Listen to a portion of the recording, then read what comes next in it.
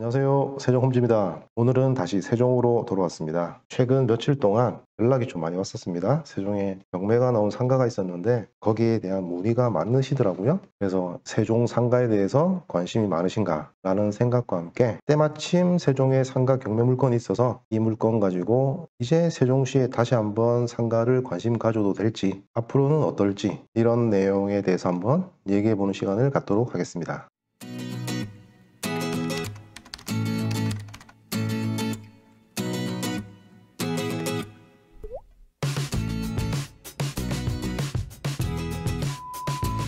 물건 한번 보시겠습니다. 세종시 보람동에 있는 물건이고요. 위너스타워 우리 프라자 건물 5층입니다. 5층에 503호고요. 보람동은 우리 세종시청 있는 삼생활권에 위치하고 있죠. 감정가는 4억 6천이었고요. 유찰돼서 2억 2,500까지 거의 절반이죠. 절반 가격으로 내려온 물건이 되겠습니다. 건물의 면적은 43평. 세종시 내에서는 면적은 괜찮죠. 자, 그리고 위에 보시면은 미등기 감정 가격 포함이라고 되어 있네요. 대지권이 미등기되었다. 이런 게 이제 종종 나오는 거죠. 혹시나 대지권에 대해서 간단하게 설명드리면 이렇게 토지 땅이 있으면은 위에 뭐 이런 식으로 아파트가 올라가죠. 그래서 뭐 예를 들어서 10집이 이렇게 있는 거예요. 그러면 땅은 이거 하나뿐인데 같은 땅 위에 10집이 공유하고 있으니 땅을 특정 지을 수가 없는 거예요. 어디가 누구 호수의 땅인지. 그래서 이 땅을 전체적으로 건물의 비율대로 나눠서 이렇게 가져가는 거예요. 그럼 그거를 등기부 등본에 대지권이라고 표시를 하게 돼요. 이게 대지권이고요. 일종의 토지에 대한 소유권이죠. 집합 건물은 이런 식으로 대지권으로 표시한다 라고 보시면 되고요. 이 물건은 그런 대지권이 표시가 안 된 거죠. 이 대지권이 포함이 안 되는 어떤 경우의 수에 대해서 말을 하게 되면 또 너무 길어지기 때문에 일단 이게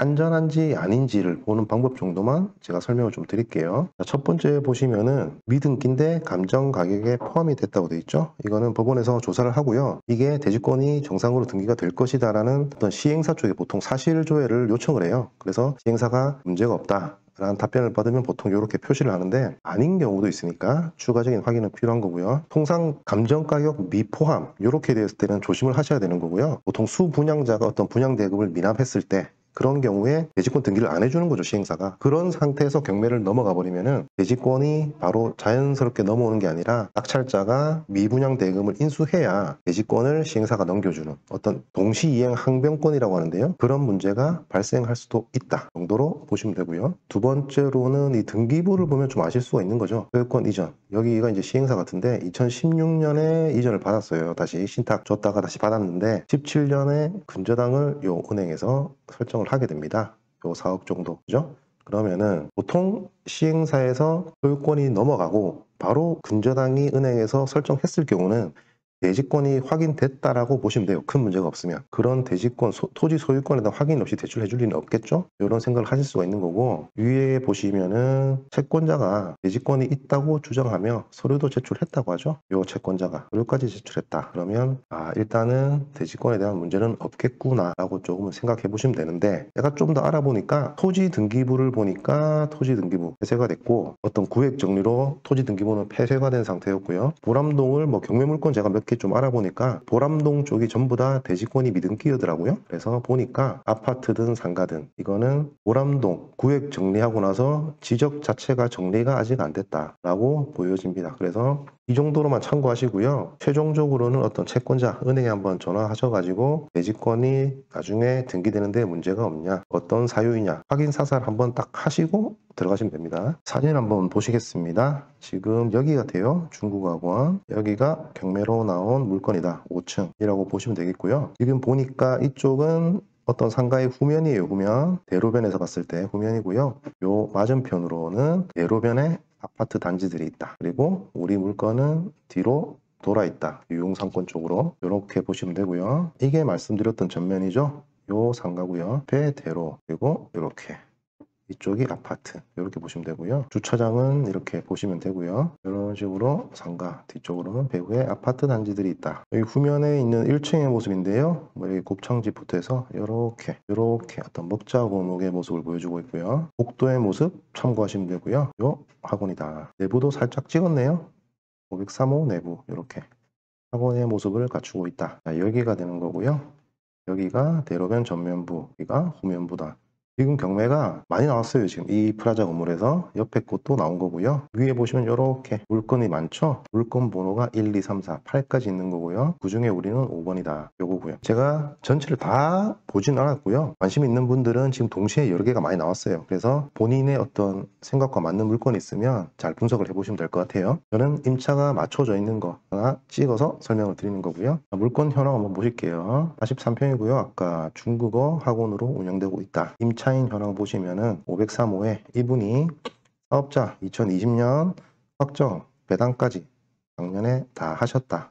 그리고 보증금은 2천, 월 160이다. 자, 2천에 160. 상가는 임차료가 제일 중요하죠. 임차료에 따라서 상가의 가치가 결정된다. 그리고 상가에 투자할 때는 그 임차료가 향후 어떻게 될 것이냐, 임차료가 올라갈 것이냐, 안 올라가더라도 지속적인 임차인의 수요가 있을 것이냐, 그게 제일 중요한 부분이 되겠습니다. 그리고 근저당권, 1순위 근저당권 이후에 사업자를 내셨기 때문에 대항력은 없는 거고요. 배당 순위에는 있으나 받을 수 있을지에 대해서는 낙찰 금액에 따라 결정되겠죠. 밑에 분 같은 경우는 예전에 임차인일 것이다 라고 보여지고요. 자, 등기부의 1순위 근저당권자가 경매를 신청한 건데 청구 금액이 30억이 넘죠. 그러니까 아까 그 위에 있던 공동담보물건들 8개 같이 이런 식으로 다 대출을 받고 한 방에 경매에 넣었다. 이렇게 보시면 됩니다. 선순위 채권 금액이 이렇게 거의 뭐 8억이 넘기 때문에 임차인의 어떤 보증금 회수는 힘들 것이다라는 게 짐작이 되고요. 여기 보시면은 대지권 미등기로 대지권 유무는 불명확함. 만약에 대지권을 이전 못 받으면 책임 못 진다 이 소리죠. 너무 겁을 주는 멘트들, 이런 멘트들 많이 있는데 아까 말씀드린 그런 방법으로 충분히 조사 가능하니까요. 이런 글이 있다고 너무 걱정하지 마시고, 첫 번째로는 채권자에게 확인을 한다. 두 번째로는 이 건물의 시행사 있죠? 시행사가 정확하게 알겠죠? 그 대지권이 왜 그런지 충분히 알 수 있는 문제이기 때문에 패스하지 마시고 체크를 하시면 됩니다. 자, 그러면 자리를 한번 보시겠습니다. 여기가 정부 청사가 되는 거고요. 여기가 1생활권, 이제 부로 2생활권이죠. 금강을 건너뛰어서 3생활권이 여기 있는 거고요. 잘라서 이쪽이 4생활권이다. 후보지는 3생활권, 이 센터 쪽에 있는 프라자 상가 건물이다 라고 크게 한번 보시면 되고요. 자, 좀 더 당겨서 보시면요. 여기가 시청이 있는 거고요. 시청 앞으로 형성된 요 메인 상권, 이 안에 후보지가 있고, 자, 3생활권에는 여기에 상권이 하나 있죠. 상권이 하나 있고, 위쪽에도 이렇게 상권이 하나 있다. 자, 그러면 요 가운데 요 상권이 과연 바운더리 어디까지 흡수를 할 수 있을 것이냐, 그게 중요한 부분 같아 보입니다. 자, 확대해서 보시겠습니다. 여기 후보지고요. 자, 이쪽에 시청이 있습니다. 그리고 여기 경찰서 들어오죠. 8월 달에 우체국이 있고요. 이쪽으로 세무서도 들어옵니다. 교육청이 있고요. 복합 커뮤니티 센터가 보입니다. 어떤 관공서들, 어떤 상업시설과 배우로 이런 아파트 단지들 둘러싸여 있죠. 이런 상업과 주거가 섞인 복합 상권이다. 이렇게 보시면 될 것 같습니다. 그러면 배후 세대를 한번 체크해 볼까요? 우리 후보지 같은 경우는 지금 맞은편에 요 4단지, 6단지, 4단지, 7단지 이렇게 바로 땡길 수가 있겠죠? 1차적인 배후 세대로 보입니다. 이게 2100세대 정도 되고요. 그 다음 좀 더 거리감이 있는 그 다음 블록들, 자, 요 세대들 되겠죠? 이렇게 한 2400세대 정도, 이렇게 2차적인 배후 세대다 라고 볼 수가 있겠고요. 오른쪽에 우리 8, 9, 10단지 있죠. 여기가 어떤 3차의 배후 세대다. 1300세대 정도. 그러면 1, 2, 3차 배후를 다 합친 이 총 세대는 한 7000세대 정도 되는 것 같아요. 그러면 이 7000세대의 배후 세대 수, 인구로 따지면 세대당 3명씩만 봐도 2만 명 정도는 인근에 거주를 하고 있는 거죠.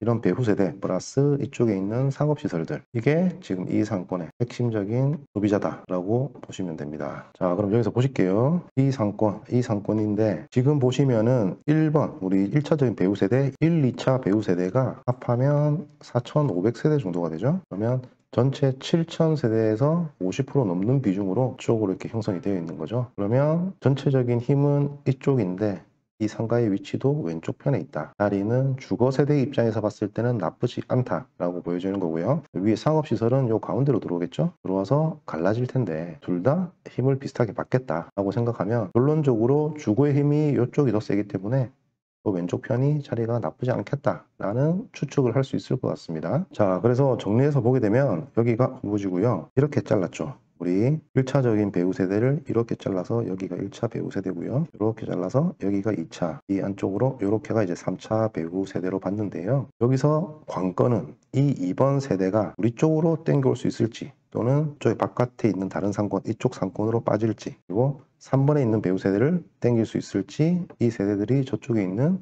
다른 상권으로 이렇게 빠져나갈지. 그러면 우리는 이 1차 배우는 무난하게 할 수 있을 것이다 라는 생각을 할 수 있겠는데, 이 2번과 3번, 2차, 3차 배우 세대가 어디로 갈지, 그리고 우리가 어떻게 하면 그들을 우리 쪽으로 흡수할지, 여기서 상가를 선택할 때 그 입지적으로 어떤 업종을 선택할 것이냐, 그리고 어떤 아이템을 넣을 것이냐, 그리고 마케팅은 어디에 집중하실 거냐라는 걸 생각했을 때 요 2, 3번의 배우 세력의 움직임이 제일 중요할 것 같다 라는 생각이 드는 겁니다. 자, 로드뷰를 한번 보실게요. 맞은편 아파트에서 바라본 모습이고요. 우리는 이 뒤편에 층에 있는 거고요. 자, 여기서 이렇게 바라보시게 되면은 지금 아파트 단지에서 이 횡단보도로 이렇게 사람들이 넘어가겠죠. 자, 그러면 유동인구가 이쪽으로 몰리고 다시 분산되고, 편의점 자리는 맞고요. 자, 그러면 우리가 이쪽으로 2차 배우 세대들이 있었고요. 이 앞으로 바로 1차 배우인데 1, 2차 배우 세대가 이쪽으로 다 들어오게 되는 거죠. 그러면 이 건물의 위치는 처음에 말씀드린 것처럼 건물 위치적으로는 굳이 않아 보인다.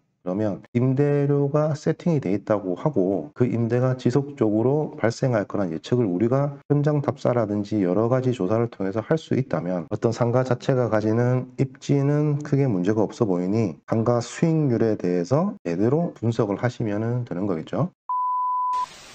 네, 주변 시세 한번 보실게요. 여기가 후보지가 되는 거고요. 이렇게입니다. 이 건물이고요. 지금 이 건물에 나온 걸로 추정되는 계좌 보시면은 3층인데 4,200이다. 그러면은 이거 뭐 수익률, 그러니까 임대인의 수익률 뭐 측정 방법에 따라 다르겠지만 일반적으로 뭐 한 4억 중반 정도 할까요? 4억 뭐 중후반 정도일 수 있겠다. 3층이 이렇게 보시면 되고요. 면적은 더 크네요. 자, 위쪽에 있는 건물을 한번 보시면, 자, 7층에 있는 뭐 그런 평 좀 안 되는 상가가 2억 5천에 매물이 나와 있는 게 보이네요. 자, 그러면은 주변에 어떤 물건으로만 놓고 봤을 때 우리 해당 건물의 3층이 뭐 4억 중반? 예측입니다. 예측 4억 중반 정도라고 보고, 이쪽 건물의 7층, 그죠? 7층이 2.5억에 매물이 나와 있다. 우리 건물 3층이랑. 자, 그러면 우리는 5층이죠. 5층. 얼마 정도 생각이 드시나요? 그리고 우리 호수의 최초 분양가를 한번 보니까 4억 9천이더라고요. 처음 분양가가. 그리고 현재 최저가는 2억 2,500이다. 그러면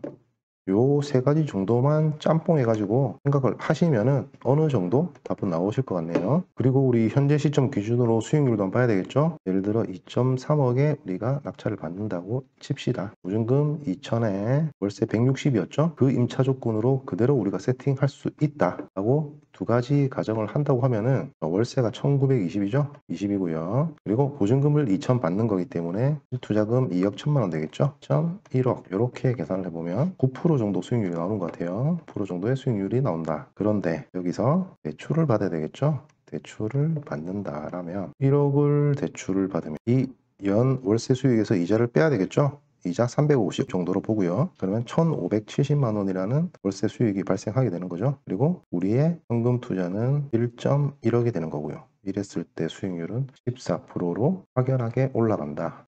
대출을 했을 때와 순수 자기 자본으로 투자를 했을 때는 수익률 자체가 이렇게 차이가 많이 나는 거죠. 그래서 건강한 대출은 투자에 좋다, 이렇게 생각을 하시면 되겠고요. 그러면 수익률 입장에서 우리가 이걸 바라봤을 때 최근에 임차가 확정되어져 있던 이 금액에 대해서 자신 있는 분은 들어가시면 되죠. 이번에 들어가시면 되고, 더 좋은 거는 실수요의 목적이 있으신 분, 본인이 뭔가를 하고 싶은데 2억이면, 그죠? 2억이라고 치면 그 돈 다 이자로 해도 80만 원 정도밖에 안 되죠. 그런데 월세로 하면은 160만 원인 상가를 80만 원에 영업을 할 수 있다. 그리고 그 상가의 소유권까지 가져올 수 있다. 위치적으로는 학원이 좀 어울리긴 하죠. 학원 실수요 목적을 가지신 분이 저 상가에 투자한다고 하면 사전에 주변에 우리 학생들이라든지 시장 조사를 잘 해보시고, 장기적으로 세종시의 어떤 교육에 대한 관심도, 세종시 자체가 그렇게 소비가 많은 도시는 아니죠. 근데 교육 부분에 있어서는 뭐 어느 도시 못지않게 관심이 많은 걸로 저는 생각이 들고요. 그러면 어떤 교육 연구 시설들, 학원이죠. 그런 시설물들은 경쟁력만 갖추고 있다면 적정한 임차 조건에 입지 좋은 상가에 대한 수요가 꾸준히 있지 않겠나라는 생각을 좀 가져보고요. 자, 오늘 이렇게 어떤 세종시 상가 경매 물건에 대해서 마침 또 나온 게 있어서 하나 하나 예를 들어서 좀 말씀을 드렸는데요.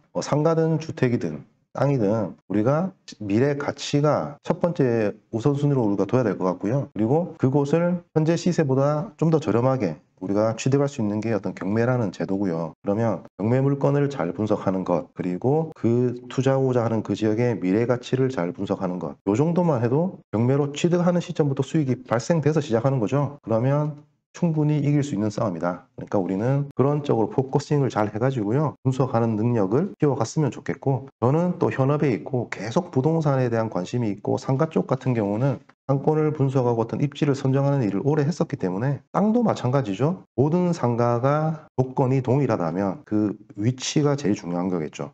맛집 이런 거 없으면. 이론을 땅에다가 그대로 대입하면 똑같은 원리이기 때문에 제가 오랫동안 했던 그런 경험들 그리고 감 같은 게 있거든요. 그런 거를 앞으로도 어떤 경매 물건을 통해서 많이 좀 말씀을 드리고 저도 그 과정 속에서 좀 더 스스로 발전하고 배우고 이렇게 하고 싶은 게 저의 생각입니다. 오늘도 긴 영상 시청해 주셔서 감사드리고요. 즐겁고 행복한 하루 보내시기 바라겠습니다. 도움이 되셨다면 구독과 좋아요 부탁드리겠습니다. 감사합니다.